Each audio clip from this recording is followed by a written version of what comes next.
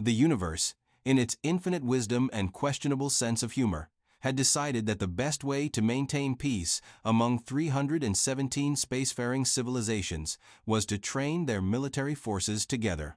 Because nothing says galactic harmony quite like teaching different species how to efficiently kill each other in a controlled environment. The Zenithian Combat Academy floated in the neutral zone between three major galactic powers, a massive crystalline structure that looked like someone had thrown a geometry textbook at a black hole and decided to call the result architecture. It was here that the galaxy's finest warriors came to learn the art of interspecies combat, diplomatic warfare, and the most challenging skill of all, not accidentally starting an intergalactic incident in the cafeteria. The Academy had one rule that stood above all others, carved into the entrance hall in 17 different languages and one interpretive dance hologram. During basic training, no species-specific augmentations, enhancements, or natural advantages permitted. All cadets will compete on equal ground. It was, as most universal rules tend to be, complete and utter nonsense.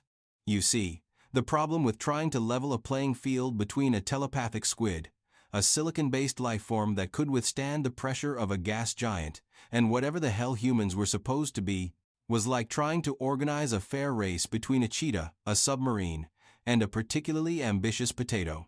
But the Galactic Council loved their illusions of fairness, and so the rule stood. Instructor Corthax understood the absurdity better than most.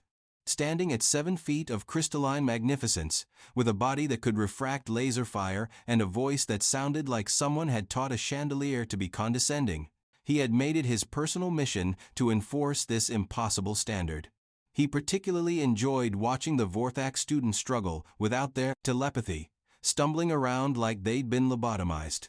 The Quellians, with half their arms bound, looked like they were perpetually trying to scratch an itch they couldn't reach. And the Etherians, those pompous energy beings, stuffed into containment suits that made them look like glow sticks having an existential crisis. It was into this perfectly balanced disaster that humanity decided to send their newest representative. The transport ship that arrived on a Tuesday, because even in space, Tuesdays maintained their commitment to being aggressively mundane, was smaller than most. It didn't have the ostentatious gold plating of the Aurelius Empire or the biomechanical horror chic of the Zephyrian Collective. It was gray, functional, and looked like someone had asked a minimalist to design a shoebox and then changed their mind halfway through. From this monument to mediocrity stepped Riley Blackwood. Now, if you were expecting humanity's representative to be some towering specimen of muscle and determination, you'd be disappointed. Riley stood at a thoroughly average 5'9", with brown hair that seemed to have given up on being interesting somewhere around the temples, and the kind of face that you'd forget 3 seconds after seeing it, only to remember it later in a vague, unsettling way, like déjà vu's unsuccessful cousin. The other arriving cadets, a rainbow of scales, tentacles, and improbable anatomies, regarded Riley with the kind of confusion usually reserved for finding a sock in the refrigerator. The human's reputation had preceded them, naturally. Everyone knew about Earth. Everyone had heard the stories. The species that had achieved faster than light travel not through superior technology or ancient wisdom, but because one human had apparently looked at the laws of physics and said, yeah, but what if we didn't? The Zephyrians, with their acid blood and superiority complex, whispered that humans must secrete some kind of combat, a pheromone. The Vorthak theorized about hidden psychic abilities that humans were keeping secret. The pragmatic Quellians simply assumed humans were lying about something fundamental, which, to be fair, was usually a safe bet when dealing with any species that had invented both diplomacy and multilevel marketing. Corthax watched Riley's arrival with a particular brand of disdain he reserved for species that didn't have the decency to be obviously threatening. His crystalline form chimed softly, his species equivalent of a dismissive snort. "Welcome, Cadet Blackwood," he said, his voice carrying the warm welcome of an Arctic wind with commitment issues. "I trust Earth's military briefed you on our standards here." Riley looked up at the instructor with eyes that seemed to be calculating something, though what that might be was anyone's guess. "No augmentations, no species-specific advantages, everyone plays fair." "Got it. Good." Korthax's form shifted, catching the light in a way that was probably meant to be intimidating, but mostly looked like a disco ball having a mood swing. Your quarters are in Section 7. Training begins at 0600 tomorrow. Don't be late. As Riley walked away, pulling a single regulation duffel bag, Korthax couldn't shake the feeling that something was off. Humans always acted like they knew something everyone else didn't, which was particularly annoying because half the time, they actually did. The quarters in Section 7 were what happened when military efficiency met alien design committees functional enough to live in, strange enough to cause nightmares. Riley's roommate, a Vorthak named Zlix, had already claimed the lower bunk by virtue of having arrived first and having tentacles that made climbing to the top bunk look like a geometry problem nobody wanted to solve. "You're the human," Zlix observed, which was less an introduction and more an accusation. "All day, every day," Riley replied, tossing the duffel onto the top bunk with a four-rib livery, kind of casual accuracy that suggested either practice or concerning spatial awareness. Zlix's tentacles ride the Vorthak equivalent of narrowing one's eyes suspiciously. Without his telepathy, he had to resort to actually talking, which for a Vorthak was like asking a chef to cook using only their feet. "Everyone's wondering what your people are hiding. No species joins the galactic community and immediately excels at everything without some secret advantage." Riley pulled out a standard-issue Academy datapad and began scrolling through what looked like the universe's most boring orientation material. "Maybe we're just lucky. Nobody's that lucky. Have you seen our history? We're either incredibly lucky or cosmically stupid. And honestly, the jury's still out on which." That night, as the Academy's artificial day cycle dimmed to simulate darkness, rumors about the new human cadet spread through the barracks like a particularly virulent case of space gossip. By morning, half the Academy was convinced Riley was secretly a bioweapon, and the other half thought the humans were playing some kind of long con that would only make sense in hindsight, probably after something exploded. The next morning arrived with all the enthusiasm of a tax audit. The training grounds were a marvel of sadistic engineering, a vast space that could simulate any environment from the methane swamps of Thuros 3 to the crystal caves of Zenith Prime, though today it was set to neutral, which meant gray floors, gray walls, and the kind of ambient lighting that suggested the decorator had been deeply depressed. Korthak stood before the assembled cadets like a monument to evolutionary overachievement. The neural dampeners on the Vorthak students blinked steadily, the Quellians' arm restraints gleamed, and the Etherians hummed mournfully in their containment suits. Riley stood among them wearing nothing special at all.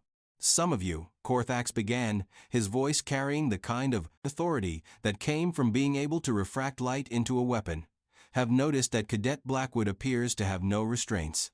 This is because humans claim to have no natural advantages that require suppression." A Zephyrian cadet named Vex made a sound that their species probably considered laughter, but sounded more like someone strangling a tea kettle. "No advantages? They must be joking." Korthax's crystalline face couldn't smile, but somehow managed to convey the expression anyway. "Indeed. So today, we'll test that claim. Basic combat drills. No techniques beyond standard military training. Cadet Blackwood, since you have no advantages to suppress, you'll go first." The training dummy that rose from the floor looked like someone had asked a committee of aliens to design a human, given up halfway through, and decided to add extra arms just to be safe. It moved with mechanical precision, attacking in patterns that had been programmed by the galaxy's finest military minds. Riley stepped forward, stance relaxed in a way that suggested either supreme confidence or complete ignorance of danger. The dummy attacked. What followed was adequate. That was the word that would haunt the observers later. Not spectacular, not embarrassing, just adequate. Riley dodged when necessary, blocked when appropriate, and countered with textbook precision. It was like watching someone follow an instruction manual for fighting, complete with appropriate pauses to turn the page. The dummy was defeated in 3 minutes and 17 seconds. A respectable time. Not impressive, not suspicious, just there. Next, Korthax commanded. though his tone suggested he'd been hoping for either complete failure or obvious cheating. Adequate was somehow worse. The other cadets performed with varying degrees of success. Zlix, without his telepathy, moved like someone trying to navigate a dark room while drunk. The Quellian, Borok, managed well enough with 2 arms, but kept reflexively trying to use his bound limbs, resulting in a fighting style that looked like interpretive dance having an argument with itself. Vex, the Zephyrian, was actually quite good, his natural aggression compensating for the inability to use his acid blood. The Etherian, who went by the unpronounceable name that roughly translated to Sparkles, much to their eternal chagrin, flopped around in their containment suit like a fish having an out-of-body experience. By the end of the session, Riley had placed exactly in the middle of the pack. It was so precisely average that it actually stood out. Suspicious, muttered Zlix as they headed to the mess hall. Definitely hiding something, agreed Borok. Probably genetically engineered to be boring, suggested Sparkles, their suit crackling with frustrated energy. It's the perfect camouflage. The mess hall was a testament to the challenges of feeding 300 different species with wildly different dietary requirements.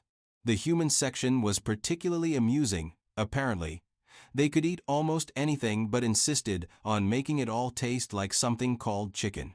Riley sat alone at first, methodically consuming what the food synthesizer had optimistically labeled protein sustenance, but looked like someone had described meat to someone who had never seen it and harbored a deep resentment toward the concept. Vex approached with the kind of swagger that suggested trouble, was not just coming but had made reservations and brought friends. The Zephyrian's scaled skin rippled, with barely suppressed chemical reactions, their species equivalent of flexing. So, human, Vex said, sitting down uninvited with enough force to rattle the table. Everyone's trying to figure out what your deal is. I'm eating lunch, Riley replied, not looking up. That's generally my deal around this time of day. Vex's scales shifted to a deeper shade of purple irritation. You know what I mean. Every species has something. Vorthak have telepathy, Quellians have 4 arms, we have acid blood. What do humans have? Anxiety and student loans, mostly. The joke, if it was one, went completely over Vex's head, which was saying something considering the Zephyrian was nearly 7 feet tall. In frustration, Vex's hand slammed down on the table, and a small droplet of acid secretion supposedly suppressed burned through Riley's meal tray. The mess hall went quiet. Using any species-specific ability during basic training was grounds for immediate expulsion. Everyone waited to see if Riley would report it. Riley looked at the smoking hole in the tray, then up at Vex. You owe me a protein sustenance. That's it? Vex leaned forward, scales rippling. No complaint? No report to Korthax. The instructor said no powers allowed, Riley said, voice calm but eyes sharp. So don't make me forget that rule. It was said quietly, conversationally even, but something in the tone made Vex's scales momentarily fade to a pale green, the Zephyrian equivalent of blood draining from one's face. You're threatening me?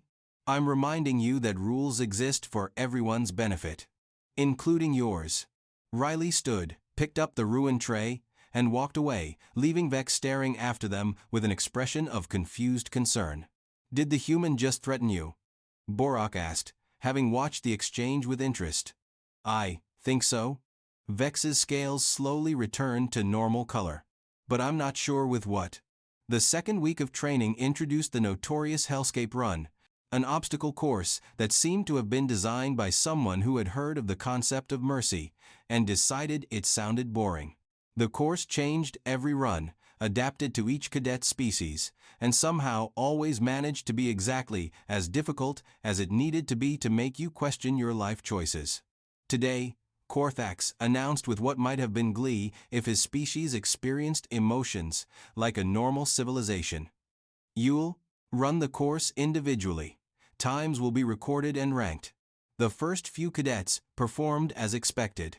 Zlix managed to navigate using echolocation after his telepathy-assisted spatial awareness was dampened. Borok bulldozed through with brute strength, even with 2 arms bound, Sparkles somehow floated their containment suit through most obstacles, through sheer determination and creative cursing. Then it was Riley's turn. The course that materialized was different. Where others had faced challenges suited to their abilities, Riley's course seemed actively hostile. Gravity fluctuated wildly between sections. Temperature swung from freezing to boiling.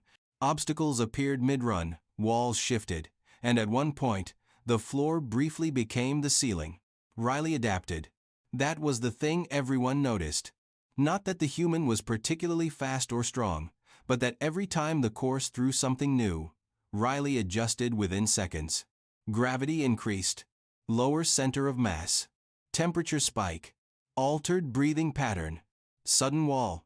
Trajectory already changing before it fully materialized. How? Zlix asked, tentacles writhing in confusion. It's like they know what's coming. Lucky guesses, Boruk suggested, though his tone indicated he didn't believe it himself. Korthax watched from the control booth, crystalline fingers dancing over controls, making the course progressively harder. But every escalation was met with adaptation. Not prediction, exactly, but something close. Like Riley was seeing not just what was, but what could be. The human finished in middle pack time again, despite the course being objectively harder than anyone else's. Instructor, Sparkles crackled. That seemed unnecessarily difficult for Cadet Blackwood. Korthax's form chimed dismissive. All courses are calibrated for appropriate challenge based on species capabilities. If humans have no special abilities, then the baseline course should be simple for them, requiring adjustment for fairness. It was bureaucratic nonsense, and everyone knew it, but challenging an instructor was a good way to find yourself scrubbing plasma conduits with a molecule brush. Riley, for their part, said nothing. Just grabbed a water bottle, drank, and watched the next cadet run the course with those calculating eyes. The days blended together in that particular way military training had of making time both crawl and sprint simultaneously.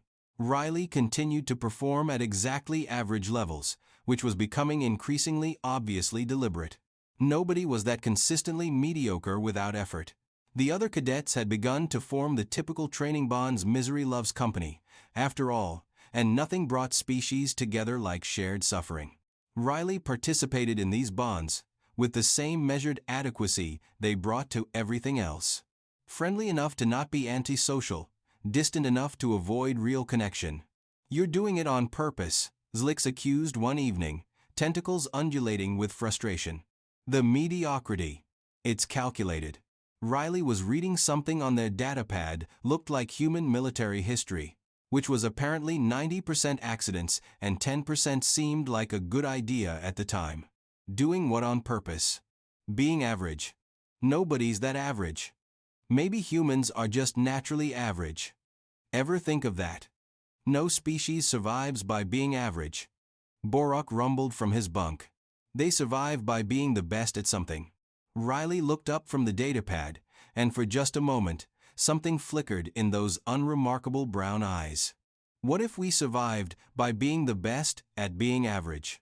It was the kind of statement that sounded profound until you thought about it, then sounded stupid, then cycled back to profound if you thought about it too much. The others dismissed it as human nonsense, but the idea nagged at them like a song they couldn't quite remember. The third week brought combat training, not just obstacle courses or training dummies, but actual sparring between cadets. Korthax paired them up with obvious bias, always putting Riley against opponents who should have had clear advantages, even with restrictions. First was a Therosian, whose species had evolved on a high-gravity world and retained enhanced strength even when wearing regulation inhibitors. Riley lasted exactly as long as necessary to lose respectably. Next came a Kelleran, insectoid and lightning fast even when forced to move bipedally. Riley managed to land a few hits before being overwhelmed.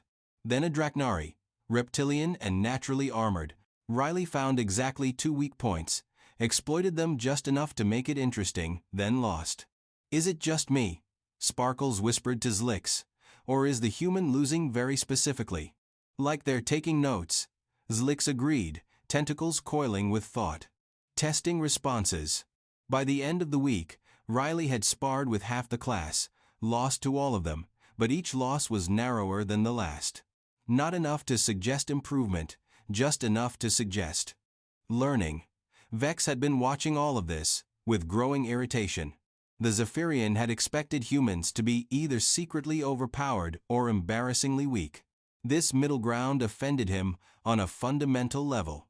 "I want to spar the human," Vex announced after Riley's latest calculated loss. Korthax's crystalline form rang with what might have been amusement. "Interesting. Very well. Tomorrow, final evaluation bout. Vex versus Blackwood." That night, the barracks buzzed with anticipation. Vex was one of the strongest cadets, even without his acid blood. Riley had lost every single match. It should have been a foregone conclusion. Should have been.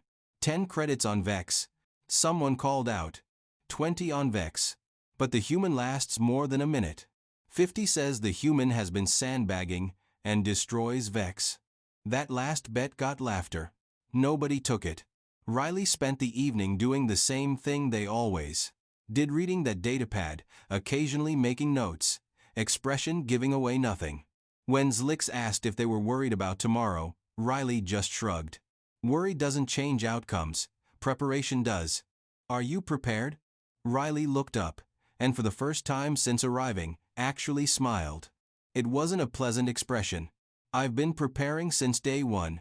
The next morning, the entire academy turned out for the match. Word had spread that the mysterious human would finally face a real challenge, and speculation ran wild. Even some of the senior instructors appeared, their various forms of sensory organs focused on the combat ring. Vex entered first, scales rippling with barely contained excitement. The suppressor band around his throat should have prevented any acid secretion, but everyone noticed it seemed looser than regulation required. Korthax either didn't notice or didn't care. Riley entered without fanfare, wearing the standard combat suit, no weapons, no armor beyond basic padding. They looked exactly as unremarkable as always, which somehow made them seem more dangerous. "Standard rules," Korthax announced. "First to 3 points or submission wins. Begin." Vex attacked immediately, using his superior height and reach to devastating effect. Riley dodged, but barely, each movement just enough to avoid contact. To observers, it looked desperate. But Zlix, watching carefully, noticed something odd. Riley's eyes weren't tracking Vex's actual movements. They were watching something else, something about a half-second ahead of what was actually happening. Vex's frustration grew with each missed attack. His scales began secreting a thin sheen, not quite acid, but close enough to burn on contact. The suppressor band was definitely malfunctioning, and Korthax was definitely ignoring it. Riley took a hit. A glancing blow that should have just scored a point instead left a burn across their shoulder. The human stepped back, looked at the wound, then at Vex. "That's against regulations," Riley said calmly. "Prove it," Vex hissed, scales fully purple with aggression now. Riley tilted their head, those calculating eyes doing that thing again, looking at something that wasn't quite there yet. "I don't need to." The second round began. Vex attacked with the same pattern, confident in his advantage. But this time, Riley wasn't where the attacks landed. Not by much, millimeters sometimes, but enough. Every strike that should have connected didn't. Every feint that should have worked failed. It was like watching someone dance with a partner only they could see. Vex grew more aggressive, more reckless. The acid secretion increased, drops hitting the mat and sizzling. The crowd murmured this was clearly against rules now. "Instructor," Borak called out, the suppressor. "I see no violation," Korthax chimed, his tone suggesting he very much did see it and very much didn't care. Vex, emboldened, went for a finishing move, a strike that, with the acid coating his scales, would do serious damage. Maybe permanent damage. Riley watched him come, eyes tracking not Vex but something else, something in the space between intention and action. The strike never landed. Riley moved not fast, not slow, just precisely. Their hand caught Vex's wrist at exactly the right angle, with exactly the right pressure, at exactly the right moment. The Zephyrian's momentum carried him forward, but his arm didn't follow. There was a pop, a hiss of pain, and suddenly Vex was on the ground, arm bent at an angle that suggested joints had become optional. The arena went silent. Riley stood over the fallen Zephyrian, expression unchanged. "You should have followed the rules." "How?" Vex gasped, scales pale green with shock. "How did you know what I was going to do?" Riley knelt down, voice conversational. "I didn't know.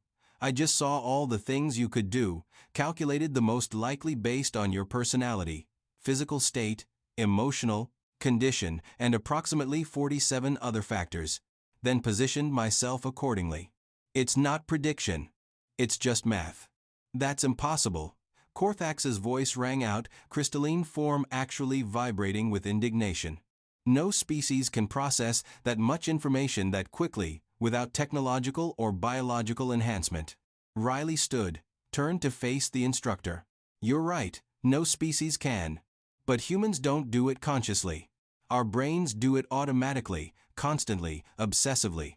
Every human, every second of every day, is running threat assessments, pattern recognition, and predictive modeling on everything around them. We call it anxiety, paranoia, or intuition, but really, it's just our survival mechanism." "That's an enhancement," Korthax chimed furiously. "A biological advantage." "No," Riley said calmly, "it's a baseline. Every human has it. It's not an advantage any more than breathing is an advantage. It's just how we process reality. The only enhancement would be turning it off, which is what we usually do just to function in polite society." The crowd was murmuring now, pieces falling into place. The calculated losses, the perfect mediocrity, the adaptation to every challenge. It wasn't reaction. It was prediction. "You've been analyzing us," Zlik said, tentacles coiling in realization. "Every fight, every training session, you were building predictive models." Riley shrugged. "Your species calls it cheating, we call it paying attention." Sparkles crackled in their suit. "So when you said, 'Don't make me forget the rules,' I meant that following the rules was the only thing keeping me from using 50 different ways to incapacitate someone based on the 17,000 micro-expressions I'd cataloged in the first 3 days." Riley helped Vex to his feet, the Zephyrian's arm hanging uselessly. "Your acid secretion increases 0.3 seconds before you commit to an attack. Your scales shift to purple-red when you're about to faint. Left. You favor your right side by approximately 4%, probably from an old injury. Should I continue?" Vex shook his head rapidly, scales now cycling through colors like a broken mood ring. "This is unacceptable," Korthax began, but another instructor, a senior Vorthak, whose telepathy was strong enough to work even through dampeners, interrupted. "Actually, it's perfectly within regulations. The human is using no enhancements, no augmentations, no species-specific advantages. Pattern recognition and predictive modeling are basic cognitive functions, present in all species to some degree. Humans simply have a broader degree." "Much broader," Riley added helpfully. "We needed it. No claws, no acid blood, no telepathy, no natural armor. Just the ability to look at a situation and see every possible way it could go wrong. Do you know what human children's games are like? They're all about predicting consequences. If you do this, then this happens. We train for pattern recognition from birth." The arena was quiet for a long moment. "And so," Borok rumbled slowly, "when humans say they have no special abilities." "We mean it," Riley confirmed. "We just failed to mention that our normal is everyone else's supercomputer. It's not our fault the rest of the galaxy didn't evolve on a planet where literally everything was trying to kill us, so we had to get really, really good at seeing it coming." Korthax's form chimed discordantly, clearly trying to find some regulation Riley had violated. "You still attacked a fellow cadet. Self-defense against an opponent using illegal acid secretion. Check the recording. I didn't attack until the threat level exceeded acceptable parameters for a training bout." Riley's expression didn't change, but somehow conveyed deep amusement.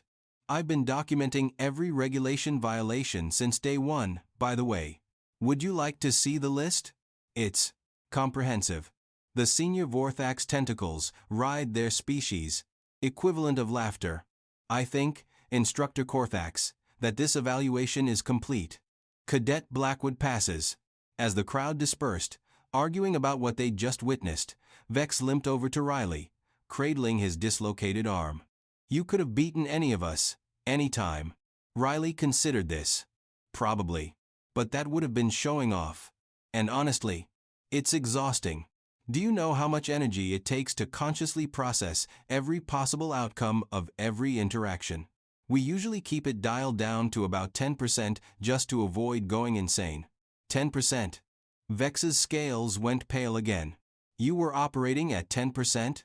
5, actually. 10 is for first dates and job interviews. What's 100%? Riley's expression went distant, and for just a moment, Vex saw something that made his acid blood run cold, a glimpse of a species that had survived not through strength or speed or psychic powers, but through the sheer, overwhelming ability to see doom coming from every possible angle, and somehow thread the needle between them all. 100% is for actual threats. And trust me, you don't want to be an actual threat to a human.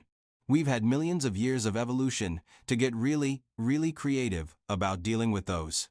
The next weeks at the Academy were different. Word spread quickly through the Galactic network humans weren't hiding secret powers. They were something far more unsettling, a species whose basic cognition was everyone else's supercomputing. Riley continued training, now performing at their actual level, which was somehow even more terrifying than the sandbagging had been. They didn't win every bout. Physics was still physics, and knowing someone was going to hit you didn't always mean you could avoid it, but they never lost the same way twice. It's creepy, Zlix complained after watching Riley perfectly predict his attack pattern for the 100th time. It's like fighting someone who's already fought you. Tomorrow. Not tomorrow, Riley corrected. Just every possible version of right now. The Galactic Council eventually had to create an entire new category for human capabilities. Not enhancement, not augmentation, but baseline cognitive hyperdrive, which sounded impressive until you realized it meant thinks too much, all the time, can't turn it off. Some species found it terrifying. Others found it fascinating. The Vorthak actually started taking human psychology courses, convinced that understanding anxiety could improve their telepathy. The results were mixed, though several Vorthak did report developing something humans called existential dread, which they seemed oddly proud of. Korthax never quite recovered from the embarrassment. He applied for a transfer to a nice, quiet station where the most exciting thing that happened was paperwork. Unfortunately, his replacement was a human who had a tendency to predict problems before they occurred and file preventative reports, which somehow made everything run smoothly and drove everyone insane. The thing about humans, the senior Vorthak instructor explained to a new batch of recruits, years later, is not that they're unpredictable. It's that they've already predicted everything, including their own unpredictability, and have 17 contingency plans for each scenario. That's impossible, a young Draknari protested. That's what we all said. Then we met them. Do you know what their military strategy is called? Murphy's Law. It assumes everything that can go wrong will go wrong, and plans accordingly. They win battles by expecting to lose them 16 different ways and avoiding all of them. What if something goes right? That's covered under what they call suspicious success. They have contingency plans for their contingency plans working too well. Back on Earth, Riley's report to military command was brief. Integration successful. Alien species significantly disturbed by human baseline, paranoia. Recommend continuing to downplay capabilities. Also, suggestion, stop calling it anxiety disorder. From a galactic perspective, it's more of an anxiety superpower. The response was equally brief. Acknowledged. Continue observations. Try not to break any more Zephyrians. Riley grinned, that same unsettling expression that had made Vex question his life choices. They were already calculating approximately 237 ways the next training session could go, with sub-variations for weather, instructor mood, and the likelihood that Sparkles would finally figure out how to weaponize their containment suit. Being human, Riley had concluded, was all about seeing the cosmic joke coming from light years away and deciding to laugh anyway. Or, as their species had been doing for millions of years, seeing the punch coming and somehow turning it into a punchline. The universe had given everyone else superpowers. It had given humans super anxiety. Somehow, humans had won that exchange, and nobody was quite sure how to feel about that. The Academy's cafeteria still separated species by dietary requirements, but now there was a subtle buffer zone around the human section. Not out of fear, exactly, but out of the unsettling knowledge that every human in that section was unconsciously calculating threat assessments on everything from the structural integrity of their lunch trays to the probability of a food fight breaking out in the next 17 minutes. Do they ever stop? A new cadet asked, watching Riley eat while simultaneously reading 3 different datapads and apparently maintaining a conversation with 2 different people. Stop what? Thinking about everything that could go wrong. Oh, that. No. But here's the really frightening part, they also think about everything that could go right, calculate the odds of that being a trap, and prepare for both outcomes. The new cadet scales, because of course they had scales at this point in galactic history. Not having scales was considered the weird option, shifted to a worried orange. That sounds exhausting. They call it Tuesday. And that perhaps was the ultimate joke. The universe had created hundreds of species with incredible abilities, each one evolving to meet their world's specific challenges. But only one species had evolved on a planet so consistently, creatively hostile that their survival required predicting literally everything. The instructor said no powers allowed. The humans said sure and proceeded to win anyway. Because when your entire species has evolved to expect the worst, plan for the impossible, and somehow anxiety their way to victory, you don't need powers. You just need to be really, really good at seeing the punchline coming. Even if that punchline is, and then the humans worried so hard they accidentally became psychic, but like, the exhausting kind of psychic that comes with spreadsheets. The universe, it turned out, had a sense of humor after all. It was just that only humans had evolved to see the joke coming from a mile away and somehow make it funnier. Riley finished their meal, calculated the 17 most likely ways the rest of the day could go, prepared for 23 just to be safe, and went to their next class. It was interspecies combat tactics, and they'd already figured out 6 ways the instructor would try to catch them off guard. They were wrong. There were actually 7. But that's what made being human interesting sometimes. Even anxiety can be pleasantly surprised.